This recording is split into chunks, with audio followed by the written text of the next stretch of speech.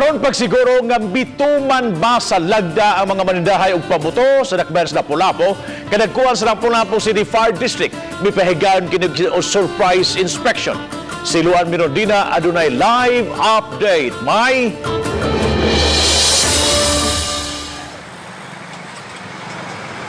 Bab, duha ka adlaw human makasugod og display ang mga vendors diha sa Barangay Babagdos, mipahigayon gilayon og surprise inspection ang kadagkuan sa Lapu-Lapu City Fire District. Alas 2 kaganihang hapon, tagsa-tagsang gisusi sa kabomberuhan ang mga stall sa Barangay Babagdos. Hinuon na suta sa taga-BFP nga kumpleto sa lisensya ang tanang mga stall sa dapit. Nakamuntar usab ang mga tarp ug mga signage nga no testing ug no smoking. Subling gipahinumduman sa taga-BFP ang mga vendors nga kanunay magmabinantayon. Siguruhon gyud nga walay mag-testing haduol sa mga stalls. Gikinahanglan usab nga badlungon ang mga manigarilyo sa dapit.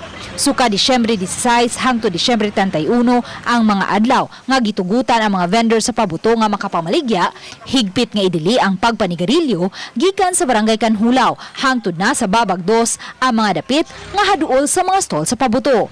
Karong tuiga adunay 88 ka mga vendor sa pabuto nga nahatagan og fire safety clearance.